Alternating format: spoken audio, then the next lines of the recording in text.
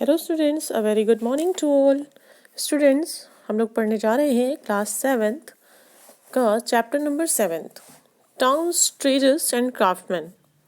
सबसे पहले हम बात करें अगर, तो हम बात करेंगे वैरायटीज़ ऑफ अर्बन सेंटर्स और सिटीज़ के बारे में। तो जिस टाइप से जैसे जैसे एग्रीकल्चर का विकास हुआ, जैसे जैसे एग्रीकल्चर की खोज हुई, उसके बाद जो अर्ली मैन थे वो सेटल होने लगे। ठीक है, वो सेटल होने लगे, उसके बाद में वो अपनी फील्ड्स को के आसपास रहने लगे। This was laid the foundation of villages. इस प्रकार से क्या हुआ कि जब सारे लोग रहने लगे तो वो उसको एक गांव कहा गया। When more and more people began to settle in these villages, gradually many of these developed into towns. With the passage of time, due to the activities of the rulers, religious persons, craftsmen and traders, some of these towns flourished. देखिए क्या हुआ कि जैसे जैसे अब गांव बनने शुरू हो गए, गांव से फिर वो कस्बा बनना शुरू हो गया, यानी टाउन बनना शुरू हो गया। फिर लोग व्यापार करने लगे, एक गांव से दूसरे गांव, एक टाउन से दूसरे टाउन, जो है आपस में चीज़ों को जो है आदान प्रदान करने लगे। वो लोग अपने अपनी चीज़ों का व्यापार करने लगे। इस प्रकार से एक देखा जाए तो जो व्यापार था वो बहुत अच्छे से डेवलप हुआ। अब अगर हम बात करें तो सबके अलग अलग पिलग्रिमेज सेंटर्स भी बनने लगे। हाँ, अब अगर हम बात करें कि एडमिनिस्ट्रेटिव सेंटर्स, कोर्ट टाउन्स और कैपिटल टाउन्स, तो हम बात करेंगे इसमें Harappa and Mohenjodaro were the capital towns of the Indus valley people. ठीक है, capital towns Indus valley people की क्या थी? Harappa and Mohenjodaro. In the Rig Vedic period and the late Vedic period we hear of Ayodhya and Indraprastha as the court towns. During the Buddhist periods, the 16th Mahajanpadas had their own court towns.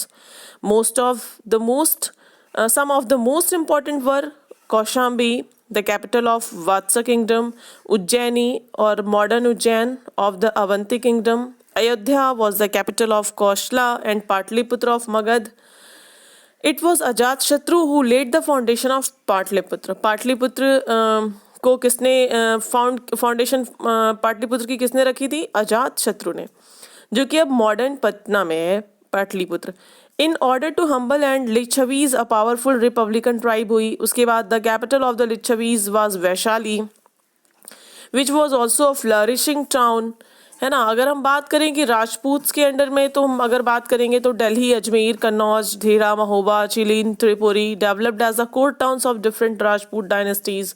अगर हम south India की बात करें तो Kanchi, Badami, Ellora under the Pallava rulers, Badami, Kalyani and Vengi under the Chalukyas, Manyakhet और Malkheda under the Rashtrakutas, Devagiri under the Yadavas. है ना, तो ये सब बहुत सारे जो है जिन्होंने अपनी अपनी कैपिटल्स बनाई, अपने अपने कोर्ट्स बनाए, है ना।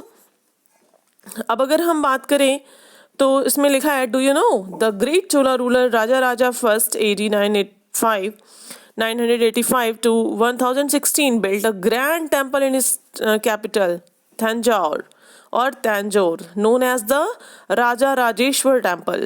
ठीक है, this temple is dedicated to lord Shiva. इसकी खास बात क्या है? This temple is dedicated to lord Shiva, so sometime this temple is known as the Shiva temple of Tanjore.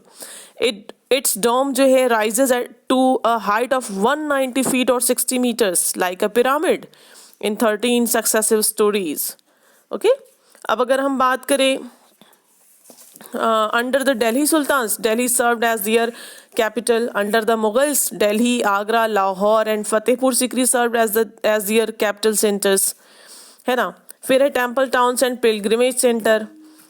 सबके जब टाउन्स डेवलप होने लगे तो उसके बाद उनके पिलग्रिमेज सेंटर्स भी बनने लगे। तो जो उनमें सारे में जो पिलग्रिमेज सेंटर्स थे उनके कुछ नाम हैं। The chief among them are Kurukshetra, Sanchi, Sarnath, Bodhgaya, Haridwar, Badrinath, Kedarnath, Mathura, Allahabad, Banaras, Allahabad को प्रयागराज कहते हैं ना, जगन्नाथपुरी, भुवनेश्वर, द्वारका, पुरी, जो है श्रृंगेरी, कांचीपुरम, तंजावुर, मदुराई, तिरुपति, दिल्ली, फतेहपुर सिकरी, अजमेर, ननकाना साहेब, अमृतसर एंड पटना एटसेट्रा। ठीक है, अब अगर हम बात करें तो हम देखेंगे कि पोर्ट सिटीज़ की अगर हम बात करें, both in the ancient and the medieval periods India had developed both internal and external trade on large scale, है ना. Some of the trade was carried on through land routes, but sea routes also played an important part, especially while trading with foreign countries.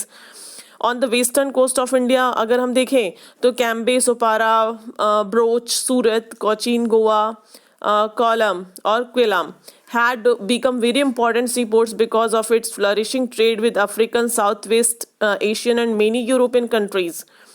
अगर हम on the east coast of India की बात करें तो Tamralipti, है ना, Tamluk now in Bengal and Visakhapatnam now in Andhra Pradesh were the major seaports through which India maintained commercial relations with eastern countries. अगर हम ट्रेडिंग टाउन्स की बात करें तो हम ये देखेंगे कि इसमें जो almost all the above capital towns, pilgrimage centres and port towns were hub of trading, है ना, activities, but some towns acquired importance specially for their trading activities, जिसमें से कि बहुत इम्पॉर्टेंट जो हैं वो ये हैं मुल्तान, लाहौर, दिल्ली, आगरा, फतेहपुर सिकरी, पटना, ढाका एंड एनलवारा, चंपारण एंड सूरत इन गुजरात, बालासारा ओडिशा में है ना, ये सब बहुत सारे, दमन दीव है, गोवा है, अहमदनगर है, ये सब थे. ऑलमोस्ट ऑल फॉरेन जो ट्रैवलर्स थे लाइक वसाफ, यालरट, Idrisi, Marco Polo confirm that Indian merchants were very busy in land and sea routes trade. They went to Western countries and China through the land routes, while through the sea routes, they visited Arabian, African, and European countries on the west and Southeast Asian countries in the east. है ना, this is all about this. अगर हम देखें यहाँ पे last में eight last देखें तो there were also some communities भी हो गई थी, जैसे कि मारवाड़ी, ओसवाल्स, हिंदू, बनियाज एंड मुस्लिम भोरास, ठीक है, who traded extensively with the ports of the Red Sea, Persian Gulf, East Africa, Southeast Asia and China. Okay, this is all about this lecture, and in the next video we will talk about the masterly Indian craftsmen, and there are so many things in this chapter. Just I will explain. Okay, thank you. I hope this topic is clear. Thank you. Have a nice day.